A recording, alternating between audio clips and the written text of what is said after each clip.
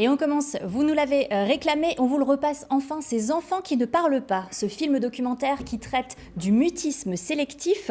Alors tenter de dire un mot à l'école, ne pas réussir, être seul. En France, on estime quand même à plus de 60 000 le nombre d'enfants souffrant de mutisme sélectif. C'est le non-mutisme sélectif. Oui, c'est un trouble de l'anxiété. En fait, le symptôme, c'est une incapacité à parler avec certaines personnes ou dans certaines situations.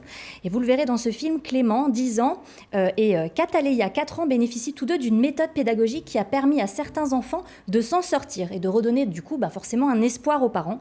Alors nous avons compris qu'au travers de ce film, qu'on vous avait déjà diffusé, beaucoup de familles ont pu comprendre le mal-être de leur enfant et même trouver des pistes pour l'aider. C'est à découvrir ce week-end, samedi à 21h notamment, et bien sûr un certain nombre de replays que vous retrouvez sur notre site internet. On regarde tout de suite un extrait.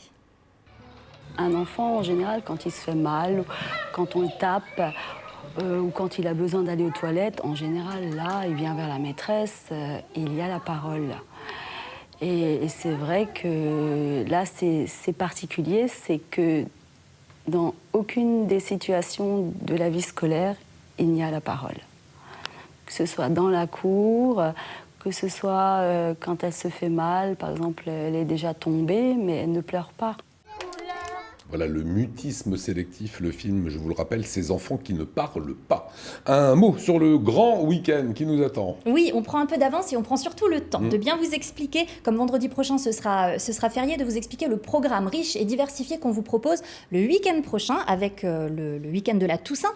Alors comme je vous le disais, c'est très riche. Alors on prend note. Jeudi 31 pour commencer, le second épisode de La Bougeotte, le mag culturel qui sillonne les routes du Grand Est et qui sert le frein à main à l'École nationale de la marionnette à Charleville-Mézières et qui visitera à l'envers du décor de la compagnie La Cine, la compagnie de théâtre de Mulhouse. Ça, c'est jeudi 31 octobre à 18h. Et vendredi. Vendredi 1er, avec comme Coco, en fait, nous, on diffusera Elsassisches. Alors attention, mais tu l'as bien dit avant. Axt Massacre, une comédie horrifique alsacienne dans laquelle Christophe, parisien arrogant, se retrouve en panne sur une route perdue au fin fond des Vosges, frisson assuré. Et en guest, voilà, je vous laisse deviner. C'est à découvrir vendredi 1er novembre à 22h et rediffusion samedi, notamment à 23h, ainsi qu'un certain nombre de replays.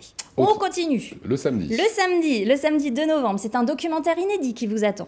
Ça s'appelle Le Liseré vert. C'est l'histoire culturelle donc, d'une frontière entre Alsace et Lorraine, matérialisée par 4056 bornes, posées telle une cicatrice dans le territoire. Après la défaite de 1870, ça, c'est à découvrir samedi 2 novembre à 21h. En prime time. Vous l'avez dit, le week-end sera long et dimanche. Et enfin, le dimanche 3 novembre, c'est une pièce de théâtre contemporain inédite qu'on vous propose, qui est produite en 2019 par le célèbre Théâtre du Peuple, que vous aimez tant, Lionel. Exactement, Théâtre de Busan. Ouais, la pièce s'appelle Suzy Stork et nous parle d'une femme d'aujourd'hui qui mène une vie ordinaire dans une petite maison avec mari et enfant. Elle ne travaille plus pour s'occuper de son dernier enfant, elle suspend le linge, elle veille au bon fonctionnement de la vie familiale, mais un soir d'été, tout bascule. En fait, un soir d'été, Suzy perd pied, elle a un moment d'inattention et ça la conduit à se rendre compte que finalement sa vie n'est pas tout à fait ce qu'elle souhaiterait. Alors elle remet en question tout ça. C'est une pièce à découvrir dimanche 3 novembre sur notre antenne à 20h45 en prime time. Et là, je vous propose de regarder un extrait. Madame, mon cœur est une horloge. Il maîtrise chaque rythme de mon organisme. Il maîtrise chacun de mes flux organiques et hormonaux. Il mesure ce que je ne peux mesurer a priori. Je ne veux pas d'enfant. Le cœur de Suzy Stork se met à battre, avec précipitation, saccade rapide. Le flux de son sang s'accroche aux parois rocheuses de ses artères. Suzy Stork, pour la première fois de sa vie, sort de ses gonds, fait l'expérience du non, prend le marché, pour obtenir un emploi. J'ai promis à ma mère de ne pas lui foutre la honte. Je veux que mon mari Hans Vassili Kreutz soit fier de moi. Vous avez une façon de vous présenter véritablement singulière. Et voilà, et comme vous le savez, vous retrouvez toutes les rediffusions, tous les programmes que vous adorez de la chaîne sur le www.alsace20.tv dans notre programme TV ainsi que dans les replays. Allez, ça veut dire 30 secondes, une sortie Halloween. Oui, et je vous emmène direction le Haut-Königsbourg. Cette fois, depuis mercredi et jusqu'au 2 novembre, notre fameux château régional se transforme pour Halloween. Il enfile ses habits les plus obscurs et mystérieux pour accueillir elfes, sorcières, dames blanches, loups-garous et vampires.